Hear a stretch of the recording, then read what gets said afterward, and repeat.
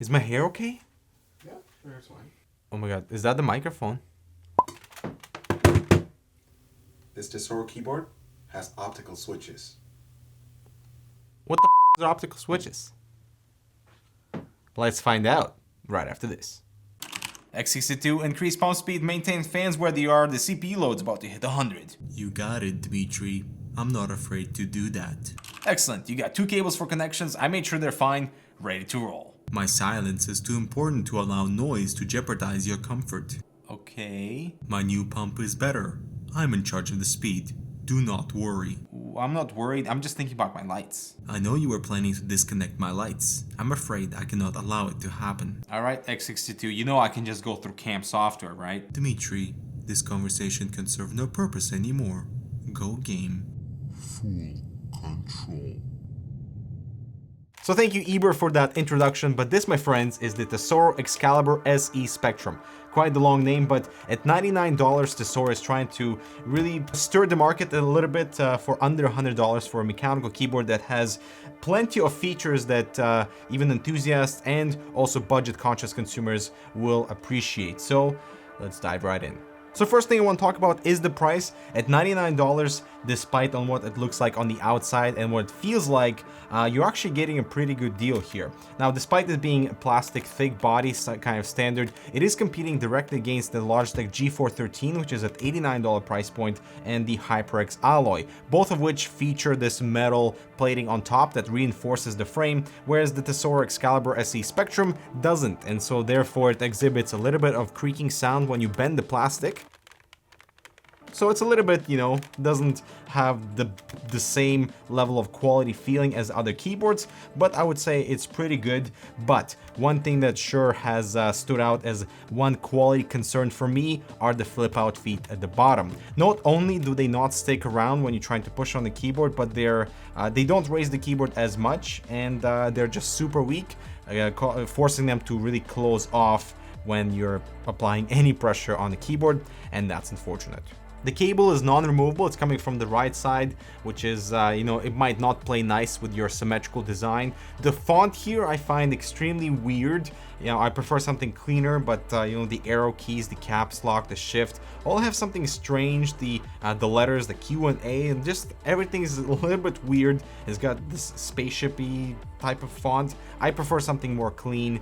Don't like this font, think it's ugly. But now let's talk about the positives, and there are plenty to say about this new keyboard. First of all, the keycaps are double shot, so there's the double injection, which means extra durability and will not fade as much in the long term. I do like that media controls and other functions are built into the function keys, with the function key only on the right side, nothing on the left. And the keyboard is completely driverless also, which I appreciate because Tesoro's previous driver software UI looked like just want to avoid it completely. But here you can do macro commands on the fly between F1 to F4, and you can lock the Windows key. You can enable N key rollover, so pressing everything in here, or 6 key rollover, which is nice. And the only thing that I wish that they removed from here would be the break the rules above the arrow keys, which looks out of place. The font is ridiculous. The font doesn't even match the font on the lettering.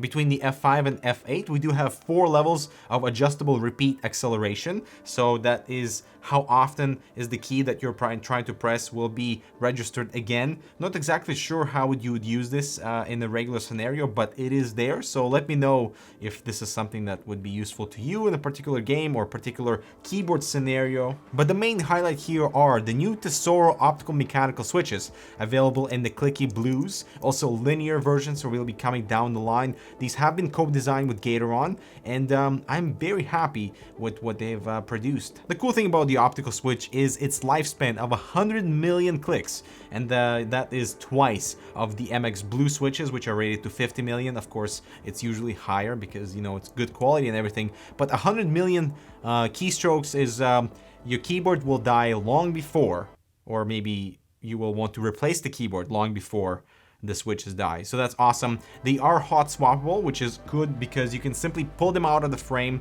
and later on when linear switches will be available and potentially different variation of the switch, You can sort of set up your keyboard the way you want. As for the switch's behavior, to me, they feel more closer to Razer Greens as far as I remember, and not like the MX Blues. The MX Blues have a bit of a crispier tactile actuation point, whereas these ones feel a little bit lighter. I really like these, and because of their infrared nature, they are dust proof and spill proof, which is awesome to have this type of element. I do like the 3 built-in profiles that are constantly saved onto your keyboard because of this driverless nature. That's awesome. The only thing that does not change in color are your num lock, caps lock, and the G key, so that always stays blue. But I really like the per key color customization directly onto the keyboard. Simply by pressing the key, you can cycle the color and then just save that as your profile. It's pretty awesome to customize the keyboard just the way you want. And here's a quick sample on how these switches sound.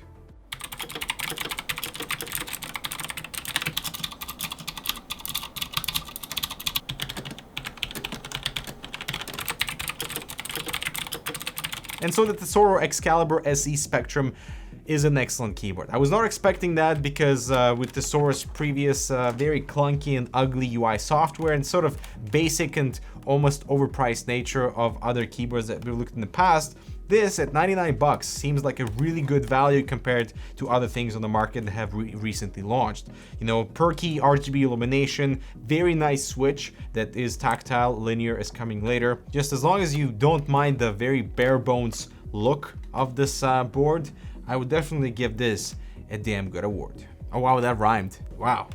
The only thing to really complain about are the little flip out feet that are completely weak and don't really hold the keyboard when you apply any pressure on it. They just fold under the weight of the keyboard, and really just, if they change the font here, luckily the keycaps are removable, so you know, if you're completely dislike the font here, you can change them, and because they're MX stem compatible, that is a thing. But yeah, if Tesoro, if you're listening, make sure to take that note for future keyboards. But guys, what do you think of this keyboard? Let us know in the comments below. At $99, is that too much to pay for sort of, you know, this over-encompassing gaming keyboard with overspill features and dust proof? Is that something that you guys care about? Let us know in the comments down below.